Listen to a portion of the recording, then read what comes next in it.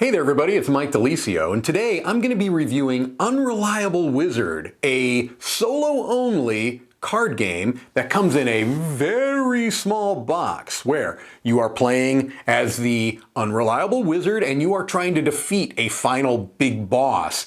And to do so, you're traveling across a map that has different types of terrain, facing off against smaller enemies, trying to build up your spell book to get better and better at defeating these enemies and hopefully build up strong enough to defeat the final boss. You're also going to be facing some encounters and getting some adventurers to help join you on your journey. So this is a game that I mentioned is very small. It comes from Japan, and as of right now, it's very hard to get a hold of. But I'm reviewing it now because it has been recently announced that publisher Salt and Pepper Games is going to be bringing out versions of this in both English and Spanish languages. So I thought it might be of interest to people that come across that in the future and want to know a little bit more about it. All right, let's head over to the table. I'll let you know how it works. Come back here and I'll let you know what I think.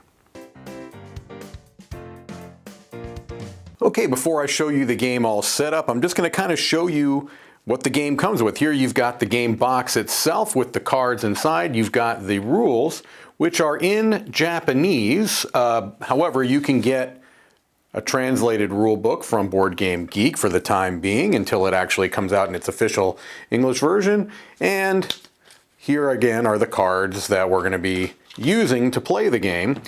And it comes in this little, at least the Japanese version, comes in this little kind of almost a Ziploc bag. There's a whole kind of group of games that are packaged this way in Asia.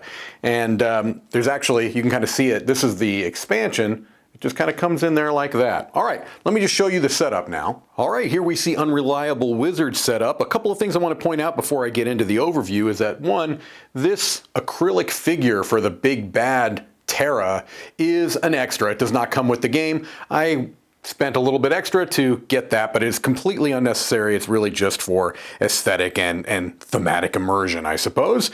And the other thing is that I printed off from Board Game Geek a few translated kind of card replacements that just kind of took the place of the Japanese that came in the game. Again, this is going to be coming out in an official English and Spanish language version, so depending upon when you see the game, you wouldn't have to do that. All right, so in the game Unreliable Wizard, what you are trying to do is move along this map, which is 3 cards laid out in a row, have encounters with different kind of enemies, and when you do that, you're going to reveal an ability card underneath it that might be a traveling companion. It might be another spell card that you can add to the 3 basic spells that you start with. I could potentially have something under here. I'll talk about that in a moment. But you're trying to go across this map to eventually reach this space and have a climactic battle against the big bad Terra. Okay? You start the game with 30 life points, which is tracked on this card. You use your Grimoire card as a life point tracker, but this is also your starting spell book. And so it'll tell you the 3 types of damage that you can deal, the orange, green, and blue, and how much they will do depending upon the cards that are in them. So in this case, I've got the starting 3 cards. This card would do 2 base damage of orange, the green one would do 2 of green, and the blue would do 2 of blue. Of course, you can add other cards to it, as it will show here, to kind of create these different patterns and do more damage, all right? And again, this is the starting Grimoire. Somewhere underneath one of these encounters is the advanced Grimoire, that once you get access to that card, it opens up more powerful spells that you can cast. All right, so we'll just kind of talk about that in a moment. In addition to these 3 starting cards that you'll always have, you randomly take 2 cards from the 10 ability cards and you put them to the side. The other 8 get put randomly there and the enemies on top of them. So let's find out what my 2 cards are. First off, I have a companion. This is the princess, okay? So when you get a companion, whether in your starting hand or if you come across one in your travels, what you have to do is decide which side of the card you want to use, okay? And so on this side, it is going to give you some extra damage to the attacks that you deal in each. In this case, 1 extra damage in each of the 3 types. All right. On the other side, it's going to have a more powerful ability, but no extra damage. So here are your choices. At the end of the battle, the Demon Lord, who is the big bad, loses 2 life points. Always only lose 2 life points when drawing magic cards, okay? And so that is the choice you make. So let's say that I go ahead and put it here because I want to have more base damage. So I place it this side up, and it shows there that now I've got an extra base damage for each of the attacks that I would make. All right, the second card is a second spell card. So now you can kind of see I've got the top orange and the bottom orange. If I wanted to cast this, if I got both of those cards in a battle, if I cast them both, I could do this level 2 spell, which would do 4 orange damage. But you're not guaranteed to do that, and you'll see why in a moment. All right, so when you travel across this map, I'm going to just pull one of these cards up to show it to you a little bit closer. There are going to be values on them depending upon the type of terrain. And you're going to be losing life points depending upon which path you take, all right? Almost all of them are going to be negative. So if I go from my starting spot to either of the 2 spots adjacent, I'm going to be losing 2 life points, okay? And then I could potentially go to an encounter spot there or an encounter spot there. There are a couple of spots on the map that will give you bonus, they'll add to your life points. However, you're kind of making a choice there because if you go here, you're not going to be going there necessarily, although I guess you can come back around. All right. So that's kind of how the map cards work. And as you go further along, you're going to be getting into more of the advanced terrain. This is just kind of a, again, a translated version of what the different terrains are called. All right. So let me just kind of show you a typical turn. All right, so I start here, and let's say that I'm going to want to start with an encounter. All right, so let's say that I go here, that's minus 2 life points, and I go here. I don't lose any life points there, but whenever you stop in an encounter spot, you immediately have to flip over the enemy that's there, and you're going to battle it, okay? So right now, I'm fighting this baddie right here, all right? So what I'm going to do is I'm going to place it on the terrain that I met it on, which in this case are the settlements, okay? So I'm going to slide this so that I show the settlements there, and then I'm going to slide this like so. Okay, so what is this telling us? This is telling us that this creature has 2 defense against orange attacks, 2 defense against green attacks, and 1 defense against blue attacks. So it is weakest against blue. It has the starting life points is going to be tracked here. So it starts with 6 life points. All right. And then we're going to go ahead and go into a battle. All right, so it says here the first thing you would do is if you have a companion that has battle abilities, you would trigger those. I do not. The princess is not one of those. Then you're going to draw a number of magic spell cards, all right, 1 to 4, building a deck of at least 3 cards and then shuffling them up, okay? So I'm going to go ahead and just call, because whatever you call here is with the number that you're going to draw, and you're going to lose that number of life points. So I'm going to go ahead and draw 3 cards, okay? I'm going to draw 3 cards. So I'm going to build my deck of all 4. I'm going to shuffle these up, and I'm going to draw 3 of them to see what I get. Now, I could have drawn all 4, losing 4 life points, but my hope is that I'm going to be able to get at both of my oranges here, okay? So I draw 3 because that was the number I called. 1, 2, 3. This card did not get chosen. I lose those 3 life points. 1, 2, 3. I'm now down to 25 points, and I find out what my spells can be cast. Okay, good. So I drew both of my oranges and a green, all right? So let's go through this. 2 oranges give me a base of 4 damage. I get an extra damage here, so that's going to be 5 damage. They block 2 of those, so that's 3 damage. The green would give me 2 damage, 3 damage, because of my princess, they block 2, so 1 there. All right, so 1 for green. I had 4, 5, so 3 and 1 is 4. 1, 2, 3, 4. Now they've got 2 life points left, but since they're not defeated, they're going to do damage back to me. Luckily, I cleared enough damage, I knocked off 5 damage, that it's only going to do 1 damage to me. You look at this number underneath the line there. If I had done 0 to 4 damage, they would be doing 3 back to me. So I go ahead and I knock that down. And then I go through this process again. I call a number that I'm going to draw and go through this again. I'm going to draw 2 this time and hope for the best, okay? I'm going to build the deck of 3, because I called 2. Let's try, they're better, yeah, they defend better against green. So I'm going to draw these 3 and draw 2.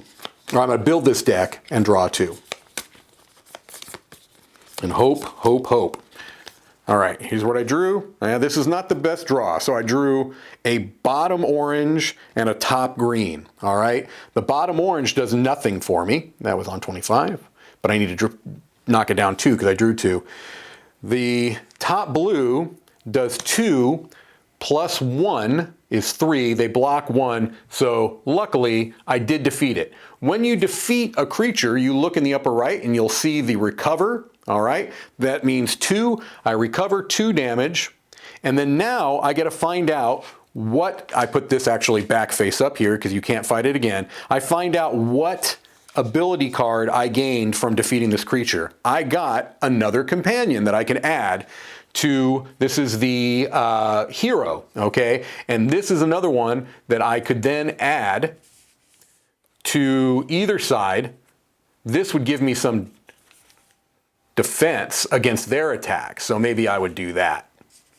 All right. And so you're going to continue to do this, going across the map, encountering these different creatures. I showed you a yellow creature. The red creatures are more difficult. All right. Something along this lines. They've got more defense. They've got more life points. They do more damage to you. And again, eventually you're moving across this map, hoping that you can get to that last spot and face off against the final Terra, the final boss. If you lose all of your life points at any point, you can discard one of your adventurers to gain 8 life points back. And also, as I mentioned, one of these cards could be there you go, an advanced grimoire. That one was all the way up there. That would not have been a great thing, but you can do better spells once you get the advanced spell cards and this grimoire. So something like this gray card you could use to build some of these stronger spells. All right, that's the general idea of the game. Let's head back and I'll let you know what I think. All right, so that was Unreliable Wizard, the card game where you are trying to build up your spell book to get better and better at casting more and more powerful spells, gaining adventurers that are going to help you on your journey to finally face off against the big bad. I forgot to show the card in the overview, but this is the enemy card for the big bad here. All right, well, first of all, let me just talk a little bit about the aesthetic of the game and the components. That's usually where I start off. This is likely going to be one that is going to depend upon your personal taste, whether you like the kind of 8-bit look or 16-bit. I can never keep track of which is which. I adore the aesthetic. I think this game looks fantastic. But again, your mileage may vary on that. The card quality is very good. I have no complaints with the card quality. The little wooden wizard is a nice little touch, not necessary, but very nice. And again, I do want to point out that the acrylic figure is an extra. It does not come with the game. It is absolutely unnecessary. To be honest with you, most of the time it lives on my desk, but it is fun to pull it out when I play this game. So, aesthetics, Art, I think, is very, very good. The rule book, it's hard for me to assess because it was an unofficial translation on Board Game Geek. However, I feel like I have learned the game from it, so I assume that the official rule book is going to be solid as well if the translation is one that I'm able to learn from. All right, gameplay. So this is where we get to the meat. So to me, this game lives in a similar kind of world to the micro games that you might have heard of. Things like Love Letter or just about all of the wallet games from publisher Button Shy. I think it lives kind of in that same kind of world.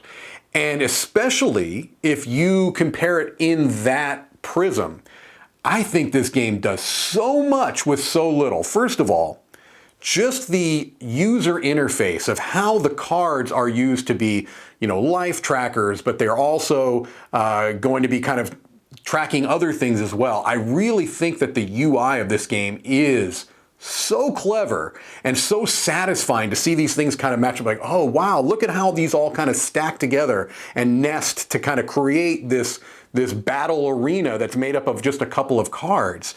I just really appreciate the thought and the care that definitely went into this to kind of get a lot out of a small amount of components. Some people might find it a little fiddly to be moving around the cards and such, but to me, the small amount of fiddliness is much more overtaken by the usability and not having to have extra counters or anything. This game really is simply cards. You've got your little wooden figurine, but other than that, it's cards. And I think that they get so much out of a small amount of components. I'm very, very impressed by that. All right. And so it feels like a larger game than it is. Again, on its own, just with no comparisons to other games, I feel like this game gives a larger experience than the components would show you. But if you do compare it to those other games, I think it really is top of the class in this kind of micro game world because it just is such a fun little puzzle.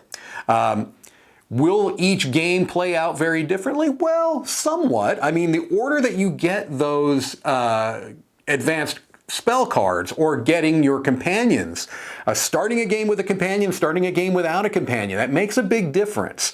And the order that you fight them and where you fight them, because certain creatures are going to be stronger in certain terrain than others.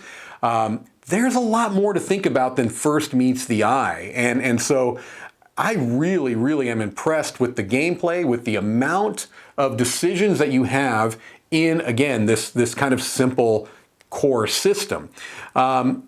If you do find that you have kind of burnt out on it after playing a number of times, I certainly haven't yet. As I mentioned at the beginning, there is an expansion that really, really changes the game significantly and adds a lot to it by basically doubling the number of cards. So it's still a relatively small card game, but really expands. But just the base game is what I'm reviewing here, and I think it is outstanding.